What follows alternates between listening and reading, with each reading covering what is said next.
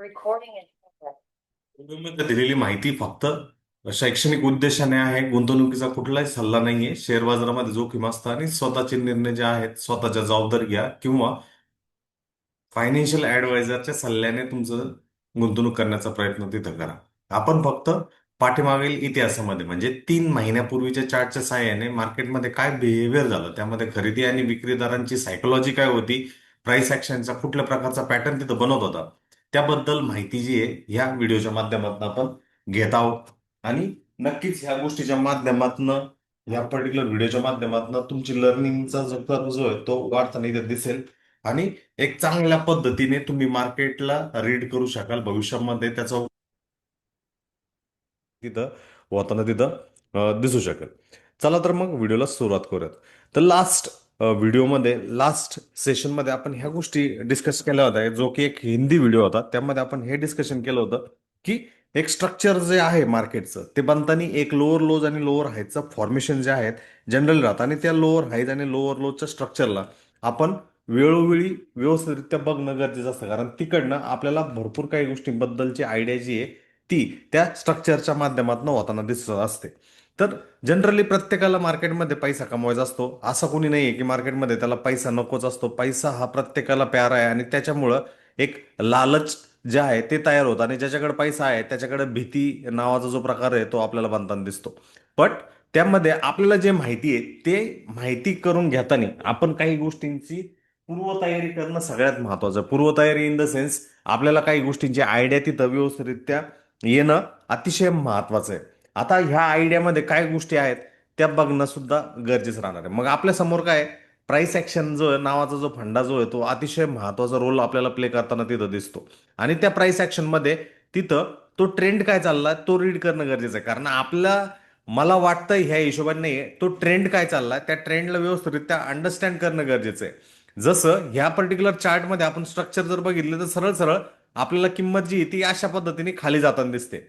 मग ही किंमत किंवा ही प्राइस खाली जाऊ राहिली आहे, तर त्यामध्ये हे जे निच्चांकी लो पॉइंट्स आहेत किंवा ट्रप्स आपण म्हणतो, ह्या ट्रप्स आणि या हाईजला आपण हायलाइट करणं सगळ्यात महत्वाचा मुद्दा आहे. मग त्यानुसार आपल्याला कळतं की हा जो पर्टिक्युलर ट्रेंड चाललाय तो डाऊन साईडचा आहे. बट काही लोक मार्केटमध्ये काउंटर ट्रेंड, काउंटर डायरेक्शन वाले सुद्धा तिथं असतात, आणि त्या काउंटर ट्रेंड, काउंटर डायरेक्शनच्या लोकांच्या थिंकिंगला, त्यांना असं वाटत असतं की मार्केट जे आहे ते एक यू टर्न घेणार आहे, रिव्हर्सल घेणार आहे, आणि त्या त्या रिव्हर्सलच्या वाटेमध्ये, तयारीमध्ये तिथं राहतात. आता जर तुम्ही इथं बघितलं तर कंटिन्युअसली किंमत जी आहे एक निच्चांकी म्हणजे लोअर लोज जो आहे, ज्याला एल एल म्हणून ह्या चार्टवरती दाखवलं गेलंय, लोअर लोज करते, तिकडनं एक हायर लोजचं फॉर्मेशन आपल्याला करताना दिसतं. आणि जो पहिला पुलबॅक आला ज्याच्यामध्ये एक सिक्वेन्स जो आहे तो लोअर हायवरनं हायर हायवर वरती शिफ्ट झाला, त्यानंतर तुम्ही बघू शकता किती चांगल्या पद्धतीने सेलऑफ जो आहे तो आपल्याला होताना दिसला.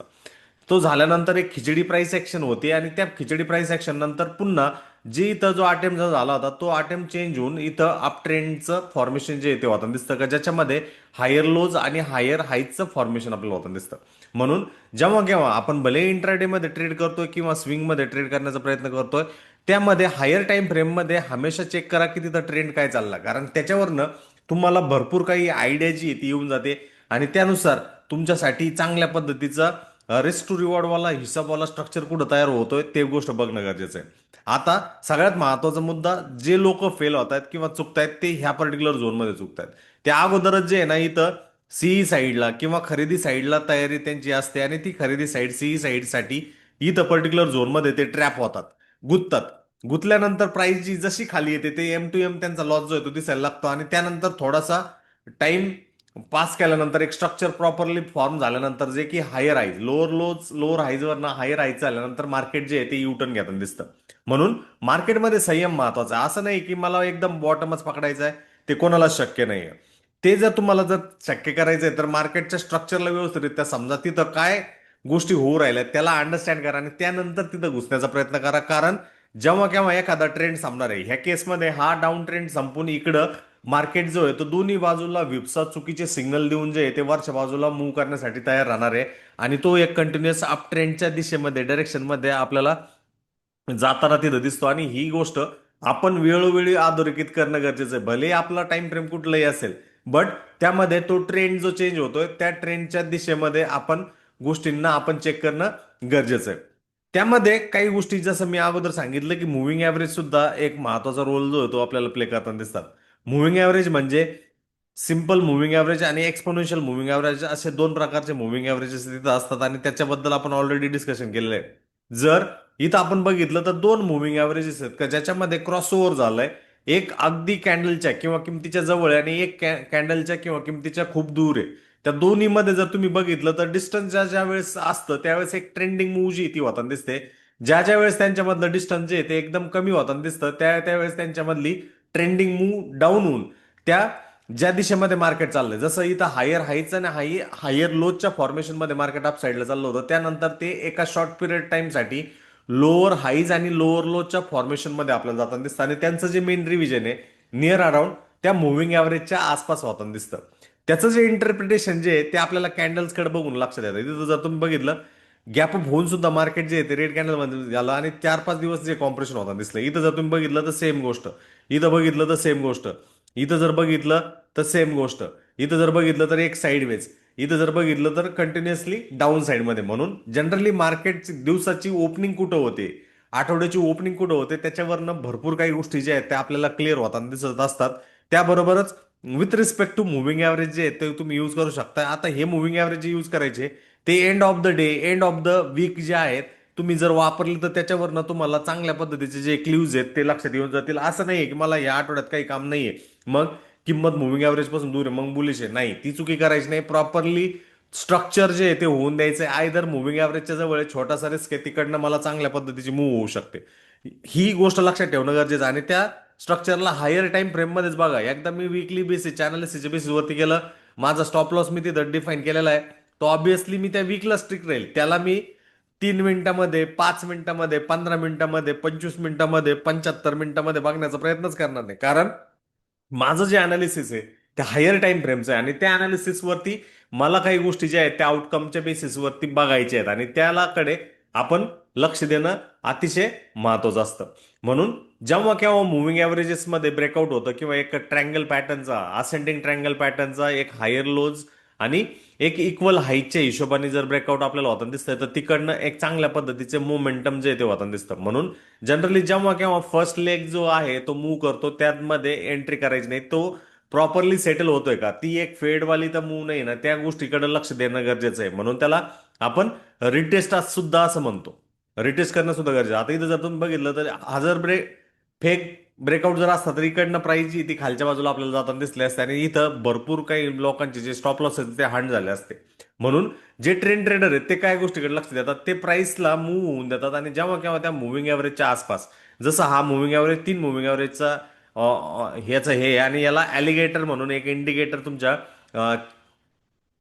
चार्ट टूलमध्ये तिथं अवेलेबल आहे. मग तिथं काय आहे की इथं तर ब्रेकआउट होऊ राहिले पण ह्या गोष्टीमध्ये जवळजवळ 90 ते 95% काय असतं, हा एक ट्रॅप असतो, सापळा असतो खरेदीदारांना ट्रॅप करण्याकरता. त्याच्यात जर आपल्याला फसायचं नाही, ती मूव्ह होऊन द्यायची. त्याच्यानंतर मीन रिव्हिजन जेव्हा केव्हा प्राईसची होणार आहे, एक क्लीन मूव्ह जी ती राहणार आहे आणि त्या क्लीन मूव्ह मध्ये आपल्याला ट्रॅप करणं सगळ्यात महत्वाचं आहे. टॅग करणं गरजेचं आहे. इथं ट्रॅपमध्ये फसायचं नाही कारण हा एक असा झोन आहे की प्रत्येकाचा इथं नजर राहते आणि तिथं लोक जे आहे ते फसण्याचे सगळ्यात जास्त चान्सेस जे आहे ते क्रिएट आपल्याला होताना दिसू शकतात. म्हणून जनरली मुव्हिंग ॲव्हरेजमध्ये भले तुम्ही ईएमए वापरा किंवा सिंपल मुव्हिंग ॲव्हरेजेस वापरा, हे वापरतीने हायर टाइम फ्रेमवरती वापरा. म्हणजे जसं की दिवसाच्या टाइम फ्रेमवरती वापरा किंवा आठवड्याच्या टाइम फ्रेमवरती वापरा. तिकडनं तुम्हाला भरपूर काही गोष्टींचा आयडिया अंदाज जो आहे तो क्लिअरली येताना दिसेल आणि तिकडनं तुम्ही व्यवस्थितरित्या त्याचा उपयोग जो आहे तो करू शकाल. म्हणून ह्या पुलबॅकच्या आसपास जर मुव्हिंग ॲव्हरेजेस येऊ राहिलं तर तिथं एंट्री करताना एक राजासारखी एंट्री करा आणि तिकडनं आपल्याला भरपूर काही गोष्टींची आयडिया जी आहे ती होऊन जाताना दिसेल.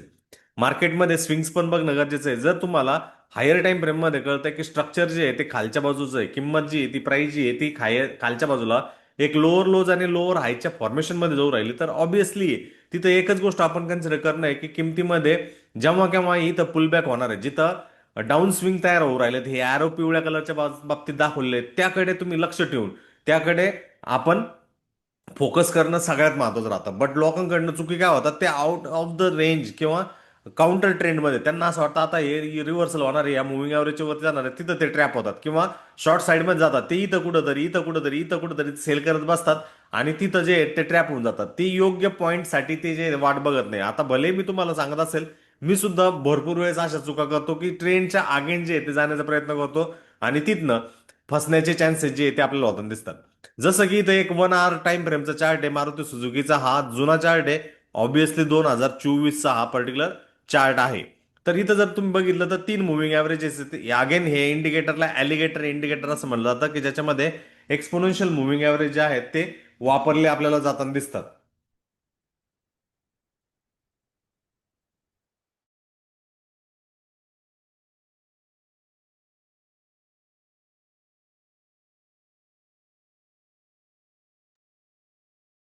सर आवाज येत नाही.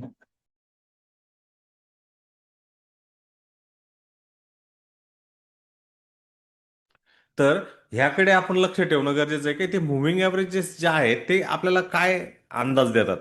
जर तुम्ही इथं जर स्ट्रक्चर जर बघितलं तर ह्या पर्टिक्युलर स्ट्रक्चरमध्ये तुम्हाला एक गोष्टीची आयडिया येईल की एक लोअर लोचा फॉर्मेशन होतं, पुलबॅक होऊन प्राइस जी आहे ती इथं कंटिन्युअसली वीकवाले कॅन्डल्स करतायत. वीकवाले कॅन्डल्स म्हणजे वरच्या बाजूनं ओपन जर पद्धतीचे जर कॅन्डल जर तिथं जर होऊ राहिल्यात तर त्याकडे आपण वेळोवेळी लक्ष ठेवणं गरजेचं आहे. कारण जर वीक होत आहेत तर ऑब्विसली तिकडनं प्राइसच्या स्ट्रक्चरमध्ये जो आहे तो भरपूर काही बदल जो आहे तो आपल्याला होताना तिथे दिसू शकतो. म्हणून त्या स्ट्रक्चरला, त्या विक्सला आपण वेळोवेळी बघणं गरजेचं आहे. कारण तिकडनं आपल्याला आयडिया ज्या आहेत फॉर्मेशन्स आपल्याला होताना दिसतात. म्हणून इथं तुम्ही बघा, हा डाऊन मूव्ह झाल्यानंतर प्राइसने एक पुलबॅक केला आणि पुलबॅक नंतर कंटिन्युअसली एक रेंज कॅन्डल केल्यानंतर इथं तुम्ही बघितलं तर किती मोठ्या विक्सवाल्या ज्या कॅन्डल जे आहेत ते वाहत आहेत. आणि त्यानंतर तुम्ही जो मुव्हिंग ॲव्हरेजचा जो कोन वरच्या बाजूला कन्वर्ट झाला होता, तो कोन जो आहे तो खालच्या बाजूला कन्वर्ट होताना दिसतोय आणि कंटिन्युअसली प्राइस जी आहे ती खालच्या बाजूलाच जाताना आपल्याला दिसते. मग यामध्ये महत्वाचा मुद्दा काय, जेव्हा केव्हा एक्स्ट्रीम मुव्हिंग ॲव्हरेजच्या वरती प्राइस जी आहे ती पुलबॅक करते, बट तिथं सस्टेनच राहत नाही आणि तिकडनं एक नवीन लेग जो आहे तो आपल्याला क्रिएट होताना दिसतो. मग शॉर्टिंगच्या ऑपॉर्च्युनिटीज जे आहेत ते प्रत्येक मुव्हिंग ॲव्हरेजच्या आसपास, इथं बघा एक पुलबॅक केला, प्राइस जी डिसिसिव्हली त्या तिन्ही मुव्हिंग ॲव्हरेजच्या आसपास टिकली आणि जो स्ट्रक्चरचा इथं लोअर लोचं फॉर्मेशन जे होत होतं, खालच्या बाजूला जी प्राइस जी ती मूव्ह करत होती, तिथं आपल्याला हायर लोचं फॉर्मेशन जे आहे ते कन्वर्ट होताना दिसतं. म्हणून हे प्राइसच्या स्ट्रक्चरवरनं सुद्धा आपल्याला भरपूर काही गोष्टी ज्या आहेत तिथं लक्षात येत असतात आणि त्याचा उपयोग तुम्ही राईट दिशेच्या ट्रेंड ट्रेडिंगसाठी जे आहे ते करू शकता. आता ही ट्रेंड ट्रेडिंगमध्ये महत्वाचा मुद्दा हा आहे की तो ट्रेंड अप साईडमध्ये चाललाय का, तो ट्रेड डाऊन साईडमध्ये चाललाय का, तो ट्रेड साईडवेज मध्ये चाललाय का, याची परिभाषा जर मला करायची आहे, त्याचे जर डेफिनेशन मला जर करायची आहे, तर ऑब्व्हियसली आहे तिथं वीकली किंवा डेली टाइम फ्रेमच्या कॅन्डलस्टिकचा अभ्यास करा. त्याच्यावरनं भरपूर काही गोष्टींची आयडिया येऊन जाईल. आता मी तुम्हाला इलिस्ट्रेशन पर्पजसाठी इंट्राडे मध्ये आवरले टाइम फ्रेम मध्ये सुद्धा काय गोष्टी होऊ शकतात ते बघणं गरजेचं आहे. इथं ज्यावेळेस सिग्नल ज्यावेळेस झाला आणि ज्यावेळेस कंटिन्युअसली 4 ताससाठी प्राइस जी पहिल्या मुव्हिंग ॲव्हरेजच्या सेटपाशी रिजेक्ट होऊ राहिली, तिकडनं तुम्हाला लक्ष देऊन जातं की इथं सेल आहे. परत सेकंड टाइम पहिल्या सेट ऑफ मुव्हिंग ॲव्हरेजच्या आसपास येते, तिथून एक सेल आहे. परत एक पुल बॅक येतो का, जो पुल बॅक थर्ड मुव्हिंग ॲव्हरेजच्या आसपास आपल्याला जाताना दिसतोय आणि तिथं प्राइस जी ते अगेन टिकते, वरच्या बाजूला पुन्हा वीक आहे. इथं पण ज्यावेळेस वीक ज्यावेळेस होती म्हणजे इथं जे आहेत ते विक्रेते एकदम स्ट्रॉंगर नोडवरती होते, विक्रेते जे आहेत ते टोटल कंट्रोलवरती होते आणि तेच विक्रेते पुन्हा इथं वीक करण्यामध्ये सक्सेसफुल होतात. 4 ते 5 मिनिटं तास जे आहेत ते प्राइसला तिथं पकडून ठेवतात. तिकडनं एक नेक्स्ट लेग जो आहे तो आपल्याला होताना दिसतो, पुन्हा एक साईडवेज मूव्ह होऊन प्रिव्हियस सपोर्टच्या आसपास, तिथून एक पुलबॅक येतो, पुन्हा पहिल्या सेट ऑफ मुव्हिंग ॲव्हरेजच्या आसपास रिजेक्शन येत आहे, तिकडनं आपल्याला एक चांगला फॉल होताना दिसतो. सेकंड सेट ऑफ मुव्हिंग ॲव्हरेजच्या आसपास परत प्राइस जाते, पुन्हा तिकडनं आपल्याला जो आहे तो फॉल होताना दिसतो. म्हणजे ही एक रिपिटेटिव्ह प्रोसेस आहे.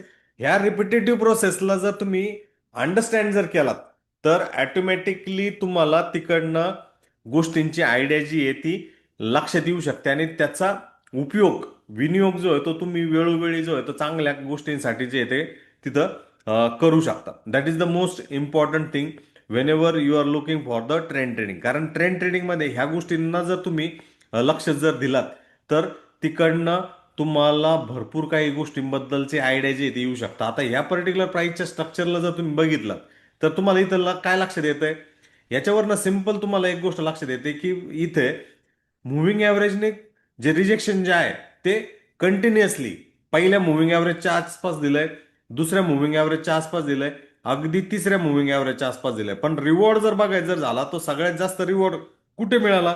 कोण सांगेल व्हिडिओच्या कमेंट बॉक्समध्ये? सगळ्यात जास्त जो रिवॉर्ड जो आहे तो कुठे मिळाला? पहिल्या मुव्हिंग ॲव्हरेज पाशी मिळाला, की दुसऱ्या मुव्हिंग ॲव्हरेज पाशी मिळाला, की तिसऱ्या मुव्हिंग ॲव्हरेज पाशी मिळाला?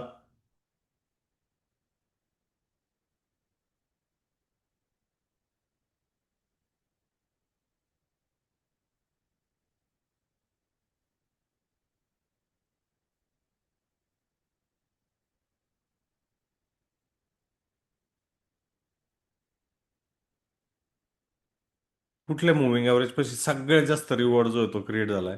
फर्स्ट, सेकंड, थर्ड वाल्यापाशी. बट या थर्ड वाल्यापाशी जर सगळ्यात जास्त जर हे जर झालंय, रिवॉर्ड जर आलाय, तर त्याकरता किती वेळ थांबावा लागेल?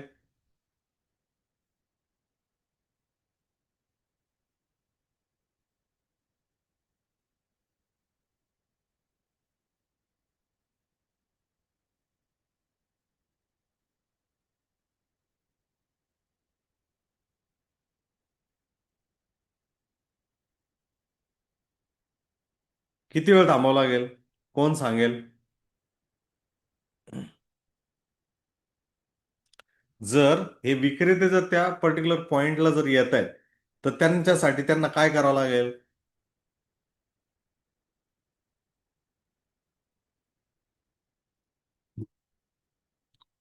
प्रॉपरली आपण अंडरस्टँड करणं गरजेचं आहे, की बॉस तिथं प्राइसचं जे बिहेवियर जे होऊ राहिलंय ते एक रिजेक्शनच्या स्टाईलमध्ये, आणि तिथं आपण जर योग्य वेळेसाठी जर थांबलो तर ऑटोमॅटिकली तिकडनं आपल्याला प्राइसचं जे बिहेवियर जे आहे ते तिसऱ्या मुव्हिंग ॲव्हरेज पाशी एकदम योग्य पद्धतीने भेटून जाईल.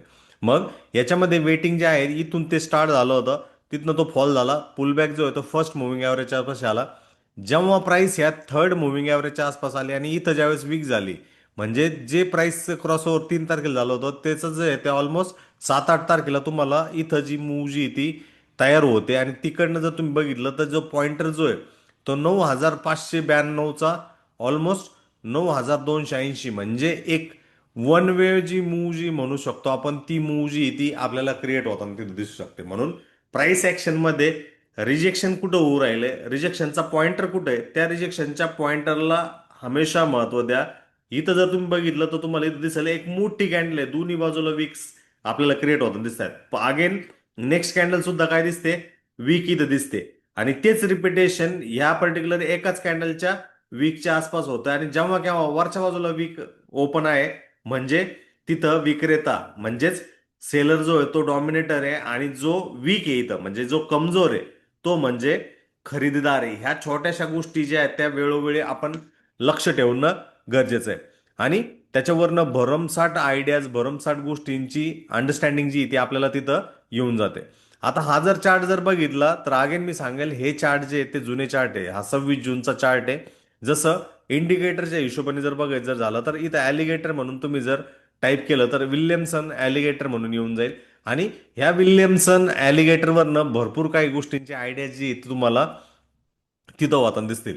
आणि ते पुलबॅक्सला जे आहे ते तुम्ही फोकस जे आहे ते करून अंडरस्टँड करू शकता. तर हा जून महिन्यातला चार्ट आपल्याला इथे दिसतोय. आता ह्या चार्टमध्ये आपल्याला काय लक्षात येतंय?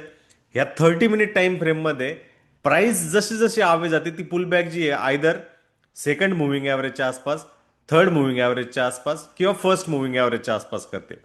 जेव्हा त्या तिन्ही मुव्हिंग ॲव्हरेजेसमध्ये तुम्ही जर बघितलं, अंतर काय आहे? भरपूर अंतर आहे. पण जेव्हा त्या तिन्ही मुव्हिंग ॲव्हरेजेस मधलं अंतर जे आहे ते एकदम कमी होऊन जातं, त्यावेळेस किती चॉपीनेस, किती साईडवेज मूव्ह जे आहे ते आपल्याला होताना दिसू शकतं. म्हणून किमतीमध्ये, प्राइसमध्ये बिहेवियर काय होऊ राहिलंय त्याकडे आपण आयडिया ठेवणं गरजेचं आहे. मग ह्यामध्ये कुठले मुव्हिंग ॲव्हरेजेस जे आहेत ते यूज केलेत ते बघणं गरजेचं आहे. याच्यामध्ये एकूण जे आहेत ते 4 मुव्हिंग ॲव्हरेजेस यूज केलेत, जे की 21, 13, 8, 5 आणि 3 मुव्हिंग ॲव्हरेज, म्हणजे जवळजवळ 5 मुव्हिंग ॲव्हरेजेस जे आहेत या पर्टिक्युलर ॲलिगेटर स्टाईलमध्ये युटिलाइज केलेले आहे. आणि त्यावरनं जॉ, टीथ, लिप्स अशा पद्धतीचा उपयोग जो होतो आपल्याला होताना दिसतो शकतो. लिप्स जे आहेत ते 3 मुव्हिंग ॲव्हरेज आहेत. टीथ जे आहेत ते 5 मुव्हिंग ॲव्हरेजच्या आसपास आहे. सॉरी, लिप जे आहे ते 8 मुव्हिंग ॲव्हरेज आहे. 30 जे आहे ते 13 मुव्हिंग ॲव्हरेज आहे आणि 21 जे आहे ते जॉर्ज आहे ते 21 मुव्हिंग ॲव्हरेजच्या आसपास आहे. तुम्हाला लक्षात येऊन जाईल प्राइस जेव्हा गॅप अप करून मूव्ह ज्यावेळेस करते त्यावेळेस ते रिट्रेसमेंट जे आहे ते आपल्याला करताना दिसते आणि रिट्रेसमेंट करून पुन्हा एक अप मूव्ह जी आहे ती क्रिएट होताना इथे दिसते. आता हे जून महिन्यातलं प्राइस ऍक्शन आहे का ज्यावेळेस भरपूर काही मूव्ह जे आहे त्या आपल्याला जनरेट होताना दिसल्या. आता इथं तुम्ही चेक करा, जेव्हा प्राइसने इकडे जर तुम्ही बघितलात तर मुव्हिंग ॲव्हरेजच्या आसपासच जे आहे ते रिजेक्ट होताना दिसला, परंतु जेव्हा प्राइस ॲक्शनने किंवा प्राइसने त्या मुव्हिंग ॲव्हरेजेसला दूर ठेवलं तर कंटिन्युअसली फर्स्ट जो मुव्हिंग ॲव्हरेज होता जो की लिपचा होता, हा टिचचा होता आणि हा जॉचा आहे, त्याला पकडल्यानंतर पुन्हा एक साईडवेज मध्ये होताना दिसतं. म्हणजे एक ट्रेंडिंग मूव्ह झाल्यानंतर मित्रांनो हमेशा लक्षात ठेवा, एक ट्रेंडिंग मूव्ह म्हणजे किंमत अतिशय कमी वेळेत वरती गेल्यानंतर परत पुढचा जो टप्पा जो चालू होतो तो एक साईडवेजचा होतो. आणि त्या साईडवेजमध्ये जेव्हा केव्हा तुम्ही जर घुसलेले असतात आणि प्रत्येक वेळेस जर हीच तुम्ही चुकी जर करत असाल, त्या प्रत्येक वेळेसच्या चुकी जर चुकी तुम्ही करताय तर ऑब्विसली तुम्ही मार्केटमधनं काहीही कमवू शकत नाही, ही पण गोष्ट लक्षात राहून द्या.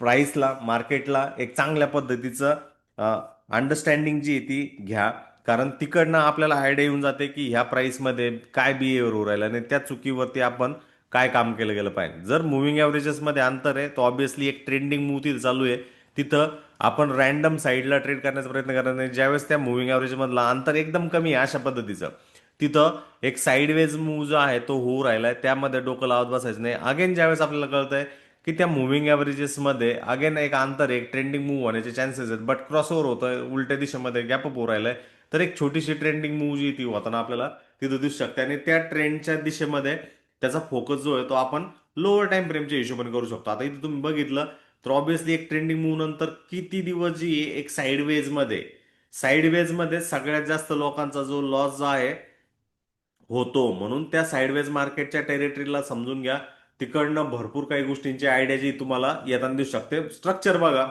ज्या ज्यावेळेस तुम्हाला मुव्हिंग ॲव्हरेजेस मधला अंतर अतिशय कमी वेळेमध्ये होतंय, या गोष्टींची आयडिया तुम्हाला येते तिकडनं.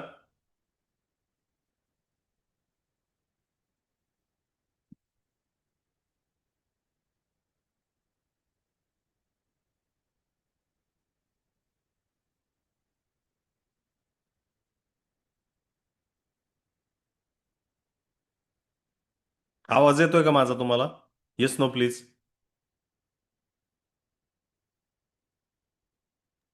येतोय. येस.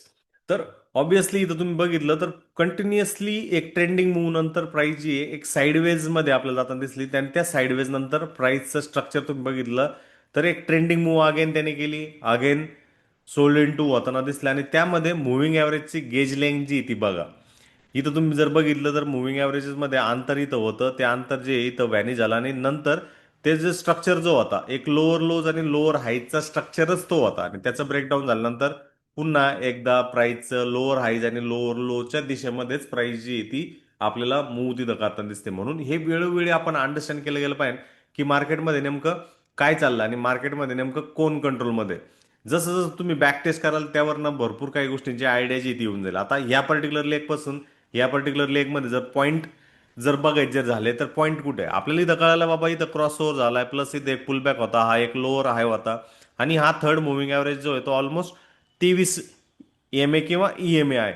जेव्हा केव्हा 23 EMAच्या आसपास आहे, तिकडनं तुम्हाला कशी ऑपॉर्च्युनिटी जी 2 ते 3 दिवसामध्ये मिळते, अगदी 23 EMAच्या वरती सस्टेन केल्यासारखे करते प्राइस, टिकत नाहीये, तर हा इथं तुम्हाला कळलं बाबा प्राइस जी ती टिकली नाही, तर ऑब्व्हियसली गॅप डाऊन करून पुन्हा पुलबॅक प्राइस करते, पुन्हा नेक्स्ट लेग ऑफ फॉल करते, आणि तो फॉल जो आहे तो कशा पद्धतीचा होता दिसतोय. म्हणून त्या लेग ऑफ फॉलकडे जे आहेत ते लक्ष द्या, त्याकडनं आपल्याला भरपूर काय आयडिया येऊ शकते. म्हणून भले तुम्ही 3 मुव्हिंग ॲव्हरेजची सिस्टीम जी ती यूज करताय, या पर्टिक्युलर केसमध्ये अगदी 8, 13 आणि 23 मुव्हिंग ॲव्हरेज यूज करताय, तर याच्यामध्ये 23 मुव्हिंग ॲव्हरेज जे की सगळ्यात मोठं मुव्हिंग ॲव्हरेज आहे, त्याच्या आसपास पहिला पुलबॅक जो आहे तो झालेला असतो किंवा जिथं एक लोअर हाय झालेला असतो. पण दुसऱ्यांदा सेकंड टाइम जेव्हा केव्हा प्राइस जी आहे ते मोठ्या मुव्हिंग ॲव्हरेजच्या आसपास ज्यावेळेस येते, त्या 23 मुव्हिंग ॲव्हरेजच्या आसपास जे आहे तो तुमच्यासाठी एक लोअर हायच्या आसपास सेलिंगची ऑपॉर्च्युनिटी असू शकते आणि तिकडनं एक चांगल्या पद्धतीचा मूव जो आहे तो कॅप्चर तिथं होताना दिसू शकतो. ही गोष्ट केव्हा लक्षात येईल, जेव्हा केव्हा तुम्ही ट्रेडला हे करताय, ज्यावेळेस तुम्ही स्ट्रक्चरला समजताय. इथनं फॉल झाला, हा जवळजवळ कुठं आला, थर्ड मुव्हिंग ॲव्हरेजच्या आसपास आला, तिकडनं फॉल केला, ओके, थोडासा लेग आला, लोअर लो केला, पुन्हा एक पुलबॅक आला, सस्टेन केला, बट थर्ड मुव्हिंग ॲव्हरेजच्या आसपासच जो आहे तो पुन्हा एकदा फॉल करताना आपल्याला दिसतो आणि तिकडनं लेग जो आहे तो आपण इनप्रिंट करताना क्रिएट होताना दिसतोय. त्याच्या उलट जर आपण इथं बघतोय प्राइसचा पुलबॅक पुन्हा वरती टिकले, रिजेक्शन आलं, पुन्हा सस्टेन करते, पुन्हा पुलबॅक येऊ राहिलं थर्ड मुव्हिंग ॲव्हरेजच्या आसपास, ऑब्विसली स्ट्रक्चर जो आहे तो बुलिश आणि त्या केसमध्ये सुद्धा तुम्ही त्या ट्रेंडला राईड करताना तिथं दिसू शकता. म्हणून वेळोवेळी या गोष्टींना आपण लक्ष ठेवणं गरजेचं आहे, कारण तिकडनं आपल्याला प्राइस बद्दलचं बिहेवियर जे आहेत ते वेळोवेळी आपल्या लक्षात येतं आणि तिकडनं आपण राईट डायरेक्शनमध्ये, राईट सिच्युएशनमध्ये फॉलोअप जो आहे तो आपण करू शकतो. हे एक युटिलायझेशन होतं मुव्हिंग ॲव्हरेजच्या हिशोबाने. तर हे मुव्हिंग ॲव्हरेजेस जे आहेत ते आपल्याला आयडिया देत असतात की नेमकं प्राइसमध्ये काय होतं. आता या 3 मिनिटा याच्यामध्ये ॲलिगेटर जर बघितलं अलॉंग विथ व्हीवॅप, तर इंट्राडेमध्ये सुद्धा आपण याचा युटिलायझेशन जे आहे ते करू शकतो. मी अगेन सांगतो, हा जो चार्ट आपल्या समोर जो आहे हा अतिशय जुना इंटरडेचा चार्ट आहे, हा लेटेस्ट मधला इंटरडेचा चार्ट नाहीये. तर 3 मिनिटाच्या टाइम फ्रेममध्ये इंटरडेमध्ये कोणी जर ट्रेड करतंय तर त्यामध्ये तुम्ही इथं बघा, ही जी हिरवी लाईन जी आहे ती व्ही वॅपची व्हॉल्यूम वेटेड ॲव्हरेज प्राइसची आहे. जेव्हा केव्हा प्राइस जी त्या व्ही वॅपपासून दूर जाते त्यावेळेस तुम्ही इथं बघा परत पुलबॅक जो आहे तो व्ही वॅपच्या आसपास येतोय आणि अगदी व्ही वॅपच्या वरतीच टिकते, तर तिकडनं एक चांगल्या पद्धतीचा मूव जो आहे तो नेक्स्ट डेला सुद्धा आपल्याला होताना दिसतो. मग त्यामध्ये आपण बेस जे की ॲलिगेटरचं जे युटिलायझेशन केलं किती 21, 13, 8चा, त्यामध्ये आपण जर बघितलं तर तो क्रॉसओव्हर जो आहे तो ऑलरेडी इथं एक ट्रेंडिंग मूव्ह होता नाही तर त्या तिन्ही मुव्हिंग ॲव्हरेजेसमध्ये अंतर खूप होतं. पण जेव्हा केव्हा प्राइसचं क्रॉसओव्हर जे आहे ते होताना आपल्याला दिसतंय आणि त्यातली त्यात आणखीन एक गोष्ट जर तुम्ही बघितली, नंबर ऑफ कॅन्डल्स इथं बघा, ग्रीन कॅन्डल जे आहेत त्या आल्या, बट प्रत्येक वेळेस सोल्ड इन टू आपल्याला त्या होताना दिसल्या. परंतु इथं जर तुम्ही बघितले तर कशा पद्धतीची एक ग्रीन कॅन्डल आली, तिथून पुन्हा ती रिजेक्ट होऊन अगदी त्या लोच्या आसपास येऊन पुन्हा एक ग्रीन कॅन्डल जर तिथं जर तयार होऊ राहिली त्याच किमतीची तिकडनं एक रिव्हर्सल जो होतोय, म्हणजे एवढी मोठी लॉंग शॉर्ट मूव्ह झाल्यानंतर पुन्हा एकदा असं जर पद्धती जर पुलबॅक जर येऊ राहिला आणि 2 वाजल्यानंतर पुन्हा रिकव्हरी करून मार्केट जिथं कुठं होतं किंबहुना ज्याच्या आसपास होतं तिकडनं पुन्हा पुलबॅक करून राहिलंय, तर ह्या गोष्टीकडे लक्ष ठेवणं गरजेचं आहे. म्हणून याच्यामध्ये हा कंटिन्युएशनच्या कॅन्डल्स आहेत, परंतु ह्या जर अशा बिगर कॅन्डल येऊ राहिल्यात आणि त्या बिगर कॅन्डल येऊन प्राइस जी ती सस्टेन करते, तर ऑब्विसली हा एक रिव्हर्सल आहे. अशा रिव्हर्सलच्या वेळेस एक गोष्ट लक्षात ठेवायची, त्या रिव्हर्सलमध्ये आपण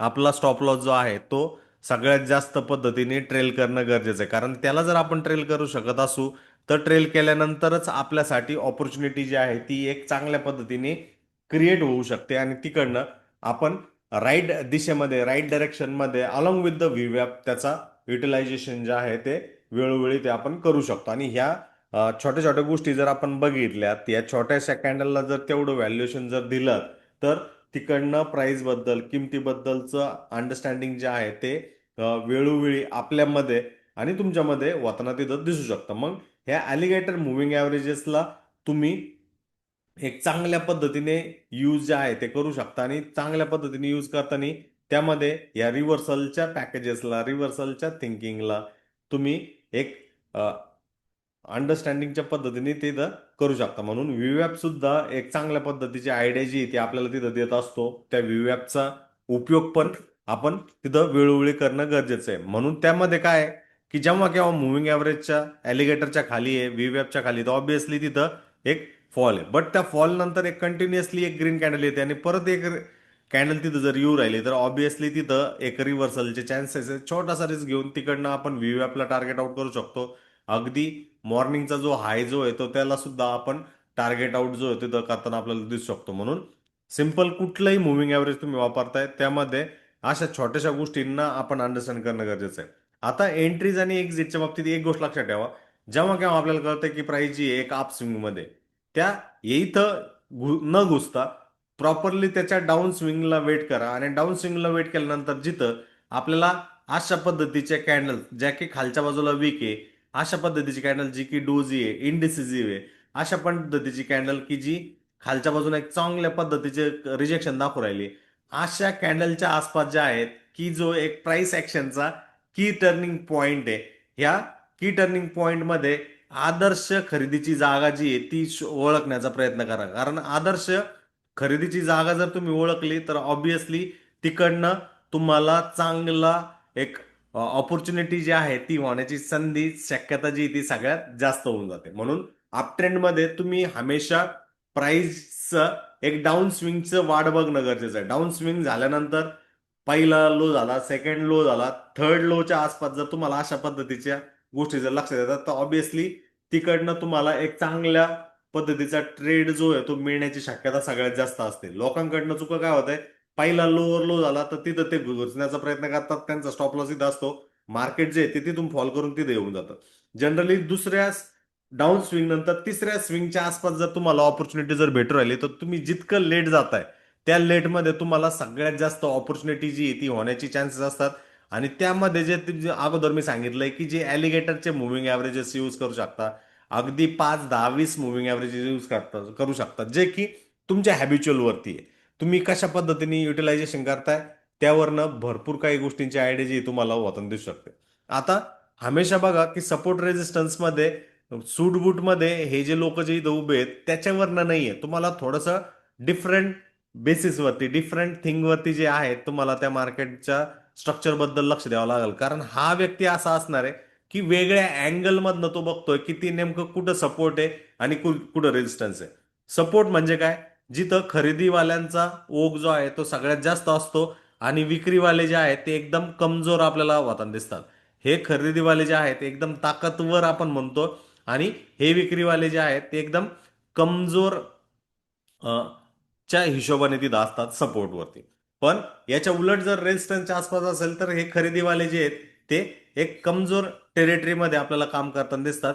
याच्या उलट विक्रीवाले जे आहेत एकदम ताकदवरच्या हिशोबाने आपल्याला तिथं काम करताना दिसतात. म्हणून हा वेळोवेळी ह्या गोष्टींकडे आपण अंडरस्टँडिंग करणं गरजेचं असतं आणि तिकडनं आपल्याला आयडिया येत असते की तिथं सपोर्ट आणि रेजिस्टन्सच्या आसपास प्राइसचं बिहेवियर कशा पद्धतीने राहणार आहे हे योग्य वेळी आपण समजून घेणं गरजेचं आहे. मग प्रत्येक टाइम फ्रेमचा प्रत्येक मिनिटाचा सपोर्ट आणि रेजिस्टन्स वेगळा आहे. अगदी 5 मिनिटाचा सपोर्ट रेजिस्टन्स वेगळा असणार आहे, अगदी 30 मिनिटाचा सुद्धा सपोर्ट रेजिस्टन्स वेगळा असणार आहे, अगदी डेली टाइम फ्रेमचा सुद्धा सपोर्ट रेजिस्टन्स वेगळा असणार आहे, अगदी वीकली टाइम फ्रेमचा सपोर्ट रेजिस्टन्स वेगळा राहणार आहे. याच्यामध्ये जो हायेस्ट रिस्पेक्ट जो द्यायचा आहे तो हायर टाइम फ्रेमला द्यायचा आणि ह्या झोनच्या आसपास जर तुम्ही सपोर्ट रेजिस्टन्स ह्या डेली किंवा वीकली टाइम फ्रेमचे जर युटिलायझेशन करायला लागलात आणि तेच फक्त तुमच्या चार्टवरती जर ठेवायला लागला तर तुमची विनिंगची जी पॉसिबिलिटी आहे, विनिंगची जी ऑपॉर्च्युनिटी जी आहे ती सगळ्यात जास्त वाढण्याची शक्यता जी आहे ती होऊन जाते. म्हणजे वाढणे म्हणजे काय की तुम्हाला चान्सेस जे आहेत ह्या ट्रेडिंगमध्ये ह्या ट्रेडिंगच्या युद्धामध्ये जर हे करायचे तर हायर टाइम फ्रेमच्या चष्म्यातून ह्या पर्टिक्युलर चार्ट्सला बघण्याचा प्रयत्न करा, जे की आपण एक कॅन्डलस्टिक चार्ट जे आहे ते बघतोय. कॅन्डल्सला बघून आपण बघतोय की तिथं नेमकं खरेदीवाला स्ट्रॉंगर आहे का विक्रीवाला स्ट्रॉंगर आहे. कारण त्या झोन्सला आपण वेळोवेळी जर बघत असू, तिकडनं जर आपण त्या पद्धतीच्या प्राइसच्या ऍक्शनला अंडरस्टँड करत असू तर तिकडनं आपल्याला एक चांगल्या पद्धतीचे अंडरस्टँडिंग जे आहे किमतीबद्दल प्राइस बद्दल येऊन जे लोक न बघत आहेत ते तुम्हाला बघायला एक चांगली अंडरस्टँडिंग जी आहे ती येताना आपल्याला तिथं दिसून जाते. म्हणून ह्या अंडरस्टँडिंगला सुद्धा वेळोवेळी करणं गरजेचं आहे. आता तुम्ही जर सध्या जर मार्केट जर बघितलं एका छोट्याशा रेंजमध्ये मूव्ह करतोय, जास्त मूव्ह होत नाही. जनरली जर नॉर्मल डेज जर असेल तर नॉर्मल डेजच्या वेळेस मार्केट काय करतं, नॉर्मल डेजच्या वेळेस मार्केटमध्ये भरपूर काही चेंजेस आपल्याला होताना दिसतात. जसं बुल फेज जर असेल तर फर्स्ट जो फेज असतो बिग प्लेअरचा अॅक्युमुलेशन, नंतर पब्लिक पार्टिसिपेशन आणि एक्सेस फेज, नंतर डिस्ट्रीब्युशन आणि बिअर मार्केटचं कंटिन्युएशन असं होताना दिसतात. म्हणून बुल मार्केट असो किंवा बिअर मार्केट असो त्याच्यामध्ये आपल्याला अशा पद्धतीचे 3 फेजेस दिसतात, जे की अॅक्युमुलेशन, पब्लिक पार्टिसिपेशन आणि एक्सेस फेज. त्याच कन्सिडरेशनने बिअर मार्केटमध्ये डिस्ट्रीब्युशन, पब्लिक पार्टिसिपेशन आणि पॅनिक फेज नावाचा एक प्रकार तिथं होताना दिसतो. हा सप्लाय डिमांडमध्ये हमेशा लक्षात ठेवा, जर डिमांड जर कमी होत असेल आणि सप्लाय जर राईज होत असेल तर ऑब्व्हियसली किमती ज्या आहेत त्या खाली जाणार आहे. जर डिमांड राईज होत असेल आणि सप्लाय फॉल होत असेल तर ऑब्व्हियसली तिथून किमती ज्या आहेत त्या राईजच होणार आहे. म्हणजे खरेदीदार जो आहे तो एकदम स्ट्रॉंगर पद्धतीने आपल्याला होताना दिसणार आहे. आणि हे मार्केटचं इक्विलिब्रियम आहे, हा एक तराजू आहे. जेव्हा केव्हा डिमांड फॉल होतोय आणि सप्लाय राईज होतोय, तो ऑब्व्हियसली याच्यावरनं आपल्याला आयडिया येऊन जाते की किमतीमध्ये कमजोरी आहे, विकनेस आहे. आणि त्याच्यामध्ये आपण जसे फेजेस बघितले, डिस्ट्रीब्युशन, पब्लिक पार्टिसिपेशन आणि panic phase in case of bear market. Bull मार्केटच्या केसमध्ये अक्युम्युलेशन, पब्लिक पार्टिसिपेशन आणि एक्सेस फेज, अशा पद्धतीचे फेजेस जे आहे ते होताना दिसतात. आता या पर्टिक्युलर चार्टला जर आपण बघितलं तर ऑब्व्हियसली इथं लक्ष द्या. इथं हे पर्टिक्युलर कॅन्डलची एक वीक होती आणि त्या वीकच्या झोनला, त्या कॅन्डलच्या हाय आणि लोला जर आपण इथं जर हायलाईट जर केलं तर आपल्यासाठी एक काय आहे, एक सप्लाय झोन जो आहे तो क्रिएट होतोय. खालच्या बाजूला जर बघितलं तर एक डिमांड झोन जो आहे तो क्रिएट होता दिसतो. तर इथनं प्राइसनी फॉल इथं केला होता आणि इथनं प्राइसनी रॅली जे आहे ते केलं होतं. तुम्ही बघा इथं खरेदीवाले जे आहे ते एकदम स्ट्रॉंगर झोनमध्ये होते, म्हणून किमतीने इथं रॅली केली. आणि इथनं प्राइस जी ती फॉल का केली, कारण हा पर्टिक्युलर झोन जो आहे तो टोटल सप्लायरचा एक कंट्रोल झोन होता आणि त्या सप्लायरच्या कंट्रोल झोनमध्ये जेव्हा प्राइस आली त्यावेळेस एक फॉल जो आहे तो आपल्याला होताना दिसला.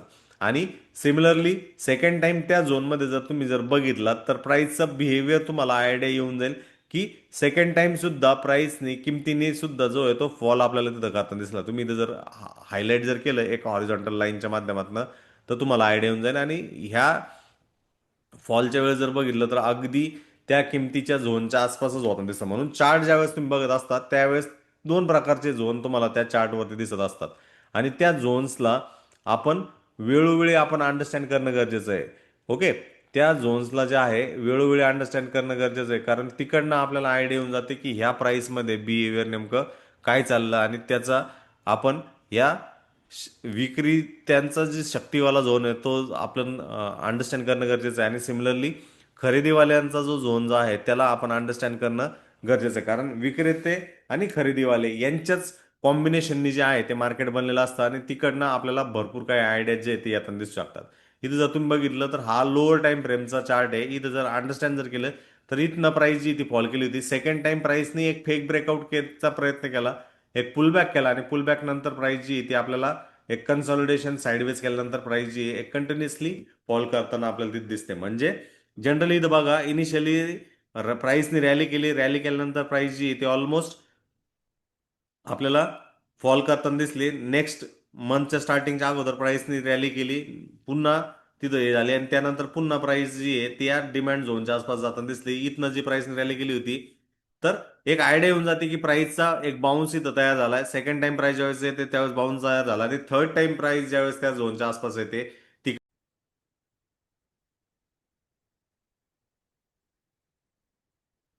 डिस्क्लेमर. तर ऑब्विसली चार्ट्सला बघून आपल्याला जे आहे ना सप्लाय म्हणजेच रेजिस्टन्स, डिमांड म्हणजेच सपोर्ट, त्याचे आयडिया येऊन जाते आणि त्या डिमांड झोनच्या आसपास किंवा त्या सप्लाय झोनच्या आसपास बिहेवियर काय आहे ते बघा. ट्रेंड हायर टाइम फ्रेममध्ये काय करतोय त्याची आपल्याला आयडिया जी ती यातून दिसते. हावरली टाइम फ्रेममध्ये बघितलं तर एलिगेटर जो की इथं दाखवला गेला त्या एलिगेटरवरनं आपल्याला आयडिया येते की प्राइसचा एक स्विंग जो आहे, एक अप ट्रेंड नंतर एक स्विंग होतो, त्याच्यानंतर एक टाईट कन्सॉलिडेशन झोनमध्ये जाते, पुन्हा एक प्राइस सपोर्ट झोनच्या आसपास किंवा डिमांड झोनच्या आसपास येते आणि तिकडनं पुन्हा प्राइस जी आहे ती रॅली करताना दिसते. तीच गोष्ट इथं आपल्याला इथं दिसते. ओके, तर ऑटोमॅटिकली तिकडनं आपल्याला प्राइसचं बिहेवियर जे आहे ते येताना दिसतं. फक्त कॅन्डल वरतीच मी बघतोय नक्कीच नाही, लाईन चार्ट्स सुद्धा बघा. त्या लाईन चार्ट्सवरनं सुद्धा आयडिया येऊन जाते की किमतीसाठी प्राइससाठी कुठं सपोर्ट आहे, सपोर्टवरनं प्राइस किंमत जी आहे ती कुठं बिहेव करते, कशा पद्धतीने बिहेवियर चाललाय, त्या बिहेवियरवरनं भरपूर काही गोष्टींची आयडिया जी आहे ते तुम्हाला सपोर्ट रेजिस्टन्सच्या टेक्स्चरवरनं आयडिया ते देऊन जाते. मग तो एक हॉरिझॉन्टल पण असू शकतो अशा पद्धतीचा, horizontal supply, horizontal demand. Similarly एक इन्क्लाइन टाईपचा एक सप्लाय, एक इन्क्लाइन हॉरिझॉन्टल टाईपचा डिमांड जो आहे तो आपल्याला होताना दिसू शकतो. म्हणून तिथं आपण अंडरस्टँड करणं गरजेचं आहे. जर किंमत प्राइस एका डिमांड झोनच्या आसपास आहे, समजा इथं डिमांड झोन आहे, आपल्याला माहिती की लास्ट टाइम किमतीने इकडनं एक चांगल्या पद्धतीची रॅली केली होती किंवा किंमत जी आहे वरच्या बाजूला अप साईडमध्ये आपल्याला जाताना दिसली होती आणि हायर टाइम फ्रेममध्ये म्हणजे आवरली टाइम फ्रेममध्ये बघतोय आणि तिथंच किंमत गॅप डाऊन येऊन पुन्हा 6-7 हे करून आपल्याला एक पॅटर्न जो आहे तो तयार होताना दिसतो आणि तिथं आपल्याला कळतंय की हा एक डिमांड झोन आहे आणि दोन्ही बाजूला विक ज्या आहेत ह्या मोठ्या होताना दिसत आहेत. ऑब्व्हियसली तिथं खरेदीदार जे आहेत ते एकदम स्ट्रॉंगर राहणार आहे, कारण खरेदीवाले किंवा बायर जे आहेत ते इथं स्ट्रॉंगर आहे, कारण लास्ट टाइम या डिमांड झोनच्या आसपास किंवा या सपोर्ट झोनच्या आसपासपासूनच किमतीने एक चांगल्या पद्धतीची एक अपसाईड रॅली केली आणि तीच रॅली जी आहे, ती आपल्याला इथे क्रिएट होताना दिसते. म्हणून तुम्ही अप्रोच तुम्हाला काय वाटतंय ह्या थिंकिंगपेक्षा मार्केटला काय वाटतं आणि मार्केटचं स्ट्रक्चर काय ते सांगतंय ते बघणं गरजेचं आहे. आणि त्यामध्ये आपल्याला हे जे 2 4 5 6 कंट्रोल पॉईंट जे आहेत जे की सपोर्ट आणि रेजिस्टन्सचे आहेत यांच्याबद्दलची आयडिया असणं गरजेचं आहे. कारण सप्लाय किंवा रेजिस्टन्स कुठे आहे मार्केटचा, तो आपण जर अगोदर बाउंड्री लावून ठेवली, याचा डिमांड इथं आहे, सप्लाय इथं आहे आणि याच्या इन बिटवीन त्यात आत घुसत बसण्यापेक्षा प्रॉपर या बाउंड्री लाईन्सला जर घुसण्याचा जर प्रयत्न केला, जो की आपल्या अंदाजानुसार राहणार आहे, आपल्या अंडरस्टँडिंगनुसार राहणार आहे, तिकडनं आपल्याला भरपूर काही गोष्टींची आयडिया जी आहे ती येताना तिथं दिसू शकते. आणि ती आयडिया क्रिएट होताना त्या बाउंड्री लाईन्सवरती आपल्यासाठी एक चांगल्या पद्धतीचा आर आर वाला म्हणजे रिस्क टू रिवॉर्ड वाला जो रेशो जो आहे तो तिथं तयार होण्याचे सगळ्यात जास्त चान्सेस जे आहेत ते तिथं असतात. म्हणून ह्या चान्सेसला जर तुम्हाला टॅकल करायचं आहे, ह्या चान्सेसला जर इन करायचंय, तर त्यामध्ये ह्या गोष्टींना सुद्धा आपण महत्व देणं गरजेचं आहे की भले मी तो डिमांड झोन एक हॉरिझॉन्टल लाईन वरती करतोय, भले मी तो सप्लाय झोन एका इन्क्लाइन लाईन वरती करतोय की जी वरती जाणारी रेषा आहे, त्यावरनं भरपूर काही गोष्टींची आयडिया जी आहे ती माझ्यासाठी तयार होईल आणि त्याचा विनियोग जो आहे तो मी वेळोवेळी करू शकेल. म्हणून परत एकदा सांगेल की सप्लाय आणि डिमांड झोन जो आहे तो एका झोनच्या आसपास नसणार आहे, तो वेगवेगळ्या झोनच्या आसपास असणार आहे. आता हा आरबीआयची पॉलिसी होती 6 ऑक्टोबर 2023 ला. इथं जर तुम्ही स्ट्रक्चर बघितलं तर 3 मिनिटाच्या टाइम फ्रेम मध्ये कुठला ट्रेंड चालला इथे, कोण सांगेल कुठला ट्रेंड आहे? व्हिडिओच्या कमेंट बॉक्समध्ये सांगा. ट्रेंड कुठला आहे? मार्केट इथं क्लोज झालं होतं पर्टिक्युलर दिवशी, नेक्स्ट डेला इथं ओपन झालं, ओपन होऊन ह्या झोनच्या आसपास आला. तर इथून तर इथपर्यंतचा ट्रेंड काय आहे कोण सांगेल? प्लीज सांगा चॅट बॉक्समध्ये. तर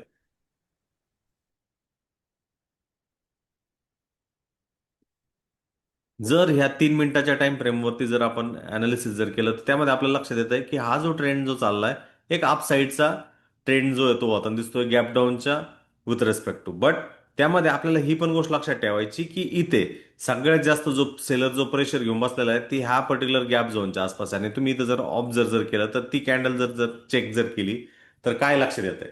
तर लक्षात हे येत आहे की लास्ट टाइम इथला जो सेलर जो होता, विक्रेता जो होता, तो एकदम स्ट्रॉंगर होता. त्या सेलरमुळं इथं काय तयार झाला? गॅप तयार झाला. ओके. प्राइसनी एक टाइटली कन्सोलिडेट करत करत करत करत त्या झोनच्या आसपास जी आहे ती प्राइस तिथे गेली. बट गेल्यानंतर इथं काय झालं? प्राइस तिथं गेली, बट हा सेलरचा एक डॉमिनन्स वाला झोन असल्यामुळं जी काही सेलिंग त्यांनी केली होती इथून तर इथपर्यंत ऑलमोस्ट त्या झोनच्या आसपास जो आहे तो फॉल होताना दिसला. मग याच्यामध्ये काय? याच्यामध्ये एक गोष्ट लक्षात ठेवण्यासारखी आहे की आपण नेमकं कुठल्या झोनच्या मोस्ट स्ट्रॉंगर वाल्या झोनच्या आसपास ट्रेड करतो ते बघणं गरजेचं आहे. मग तो झोन आयदर खरेदीवाल्याचा स्ट्रॉंगर झोन असू शकतो हायर टाइम फ्रेमच्या हिशोबाने, आयदर विक्रीवाल्यांचा स्ट्रॉंगर झोन असू शकतो. ह्या पर्टिक्युलर केसमध्ये आपल्याला हे लक्षात येतंय की इथं जो आहे तो एक सेलरचा एकदम काय होता? स्ट्रॉंगर झोन होता. त्यामुळे इथं गॅप डाऊन मार्केट झालं होतं आणि त्या झोनच्या आसपास एक मोठ्या मोठ्या कॅन्डल न्यूजच्या वेळेस केल्यानंतर प्राइस जी आहे किंमत जी आहे ती आपल्याला कंटिन्युअसली डाऊन साईडमध्ये जाताना दिसला. आणि त्याच वेळेस जर आपण आर एस आयची रिडिंग जर घेतलात तर आर एस आय सुद्धा ऑलमोस्ट काय होता? कुठल्या टेरिटरीमध्ये होता?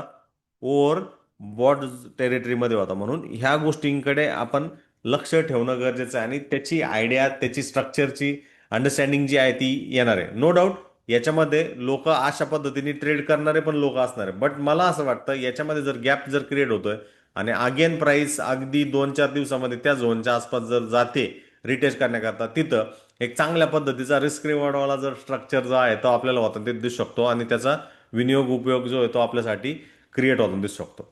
जर एखाद्या वेळेस तुम्हाला कळतं की लास्ट पास्टमध्ये एखाद्या लेवलनी जे आहे ते सपोर्टचं काम केलंय, किंमत त्याच्या खाली जाऊन पुन्हा वरती येण्याचा प्रयत्न करते, तर तो सपोर्ट जो आहे तो रेजिस्टन्समध्ये टर्न होणार आहे.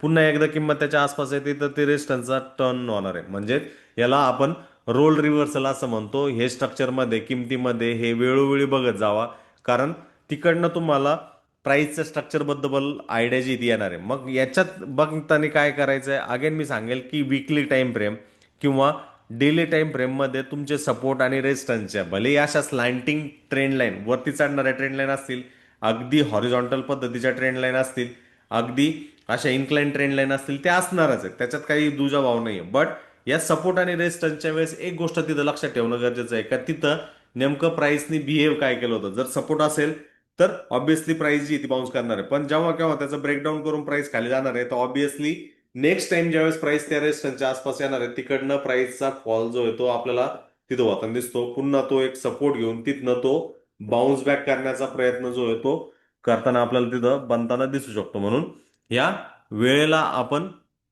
लक्ष ठेवणं गरजेचं आहे. जेव्हा प्राइस एका रेंजमध्ये लटकलेली असते त्या रेंजमध्ये लक्षात ठेवायचं की जनरली एक गॅप अप जर झालंय मार्केट, तर गॅप अप जर झालंय साधारण मार्केट 1940 पेक्षा इथं 19,530चं डायरेक्टली गॅप अप मार्केट 19,500 600च्या आसपास होत आहे. म्हणजे जवळजवळ 70 ते 80 पॉईंट मार्केट जे आहे गॅप अप होतंय किंवा गॅप डाऊन होतंय. त्याच्यानंतर मार्केटचा जो जनरली ट्रेंड जो राहतो, एक टेक्स्चर जो राहतो तो एक साईडवेज मध्येच असतो. तिथं मार्केटमध्ये प्राइसमध्ये कुठल्याही प्रकारचं बिहेवियर जे आहे ते ट्रेंडिंग बिहेवियर होताना दिसत नाही. हा अगदी 2 ते 3% हिशोबाने आपण जर कन्सिडर केलं, एखाद्या वेळेस मार्केट जे एका ट्रेंडिंग मूव्ह मध्ये अशा पद्धतीने एक हायर लोच्या स्ट्रक्चरमध्ये, जो की प्रिव्हियस ट्रेंड जो आहे तो हायर हाईज आणि हायर लोच्या स्ट्रक्चरमध्ये किंमत प्राइस जी ती आपल्याला मूव्ह करताना दिसते. बट रेस्ट ऑफ टाइम जसं इथं चित्रात दाखवलं गेलंय, ह्या चार्टमध्ये दाखवलं गेलंय, रेस्ट ऑफ टाइम जे आहे ते मार्केट कशामध्ये लटकतं, फक्त आणि फक्त साईडवेज टेरिटरीमध्ये मूव्ह करताना लटकताना आपल्याला तिथं दिसतं. म्हणून हा जो साईडवेज आहे तो एक इक्वल लोच्या स्ट्रक्चरमध्ये आपल्याला जाताना दिसतो आणि त्याच्या अगोदर जर गॅप एक 70 ते 90 पॉइंटच्याच टेरिटरीमध्ये आहे, त्याच्या बाहेर अजिबात मार्केट जात नाहीये, तर तिकडनं सुद्धा आपल्याला प्राइसमध्ये किमतीमध्ये बदलाव जो आहे तो एकदम सिंपल पद्धतीने आपल्याला तिथं होताना दिसतो. म्हणून जनरली जेव्हा केव्हा गॅप अप किंवा गॅप डाऊन मार्केट होतं त्यावेळेस कॉशियस राहणं गरजेचं आहे. कॉशियस म्हणजे खबरदारी घेणं गरजेचं आहे, कारण तुम्ही जर कॉशियस राहिला नाहीत तर तुमचे स्टॉप लॉसच घेण्याकरता, तुमचे जे काय पोझिशन जे आहेत ते किल करण्याकरता, कारण आपल्याकडे सगळ्यात महत्वाचा मुद्दा हा असतो, जेव्हा केव्हा आपण कुठल्याही ट्रेडमध्ये घुसत असतो त्यावेळेस आपल्याकडे संयम नसतो आणि तो संयम जर आपल्यापाशी नसेल तर तिकडनं आपल्याला गुंतण्याचे चान्सेस जे आहे ते सगळ्यात जास्त असतात. म्हणून प्राइस ऍक्शन हमेशा जो आहे तो पास्टचा स्टडी केला जातो, पास्टमध्ये काय झालंय आणि त्याचं ऑब्झर्वेशन करून सध्या काय होतं आणि त्यानुसार फ्युचरमध्ये काय होऊ शकतं त्याच्याबद्दलचं आयडिया जी प्राइस ऍक्शन मध्ये होऊन जाते. म्हणून आपला स्वतःचा बायस काही जरी असेल, परंतु त्या व्यतिरिक्त जसे ट्रेडर थिंक आउट करतात, जसे विचार करतात त्या हिशोबाने आपण गोष्टी लक्षात ठेवणं गरजेचं आहे. म्हणून बेसिक गोष्टी असतात लॉंगच्या बाबतीत, शॉर्टच्या बाबतीत, बुलच्या बाबतीत, बिअरच्या बाबतीत, ह्या गोष्टींना आपण लक्षात ठेवणं गरजेचं आहे आणि त्यावरनं आपल्याला up trend, down trend, sideways market नेमकं कशा पद्धतीने बिहेव करतंय त्याच्याबद्दलची आयडिया येणं गरजेचं आहे. मग प्राइस ऍक्शन मध्ये प्राइस पॅटर्न्स बघणं गरजेचं आहे, कारण जेव्हा जेव्हा ते प्राइस पॅटर्न रिपिटेटिव्हली ज्यावेळेस बनत असतात ते एक व्यापारिक ट्रेडिंग डिसिजन घेण्याचे चान्सेस जे ते लोकांना देत असतात आणि त्यावरनं ते ट्रेडर्सला, इंटरडे ट्रेडर्सला एक संकेत, हिंट देत असतात की मार्केट जे आहे ते कुठल्या दिशेमध्ये, डायरेक्शनमध्ये जाण्यासाठी तयार आहे आणि त्याचा उपयोग, विनियोग जो आहे तो कशा पद्धतीने ते जे करू शकतात. म्हणून ट्रेडर्स काय ट्रेडिंग डिसिजन घेतात ते फक्त आणि फक्त रिपीटेड प्राइस पॅटर्न्स वरती असतात, जे की एक प्राइस ऍक्शनचे पॅटर्न असू शकतात, वेगवेगळ्या पद्धतीचे थिंकिंग टाईपवाले पॅटर्न्स असू शकतात. बट त्यावरनं आपल्याला आयडिया येऊन जाते की किमतीमध्ये, प्राइसमध्ये काय बिहेवियर जो आहे तो होऊ राहिला आणि त्याचा उपयोग आपण योग्य दिशेमध्ये, डायरेक्शनमध्ये कशा पद्धतीने करू शकतो. जसं इथं जर बघितलं तर निफ्टी फिफ्टीचा एक चांगल्या पद्धतीची रॅली विकली टाइम फ्रेमवरती 2020 पासून अगदी 2022च्या मिड पर्यंत जर बघितलं तर एक चांगल्या पद्धतीची रॅली झाली होती आणि त्यानंतर निफ्टी फिफ्टी जो आहे तो एका रेंजमध्ये लटकताना आपल्याला दिसला. आणि त्या रेंजमध्ये दिसल्यानंतर तुम्ही जर सध्याच्या प्रेझेंट केसमध्ये जर प्राइसेस जर बघितल्या निफ्टीच्या, त्या ऑलमोस्ट जे आहे ते एक हायेस्ट वे मध्ये जाताना दिसतात. म्हणजे एक रॅली केल्यानंतर प्राइस जी इथं कन्सिडर झाली आणि तिकडनं पुन्हा एक कंटिन्युएशन इन द ट्रेंड होताना दिसला. म्हणजे मेजर ट्रेंड जो इथं चालला होता तो मेजर ट्रेंड अपसाईडचा होता आणि त्या मेजर ट्रेंड नंतर हा जो ट्रेंड जो झाला तो एक सेकंडरी ट्रेंड होता आणि त्या सेकंडरी ट्रेंडमध्ये सुद्धा मायनर ट्रेंड सुद्धा आपल्याला क्रिएट होताना दिसतो. म्हणून स्ट्रक्चर ज्यावेळेस बघता हायर टाइम फ्रेम मध्ये बघा, कारण लोअर टाइम फ्रेम मधलं विकनेस आणि त्या बाकीच्या गोष्टी बघत बसला तर तिथं तुमचे फसण्याचे जे चान्सेस जे आहेत ते सगळ्यात जास्त तिथं तयार होताना दिसतात आणि त्याकडनं तुम्हाला आउटकम, आउटपुट जे आहे ते तिथं होत नाहीत. ओके. चला तर मग आता इथं थांबूयात. व्हिडिओ कसा वाटला नक्की नक्की सांगा.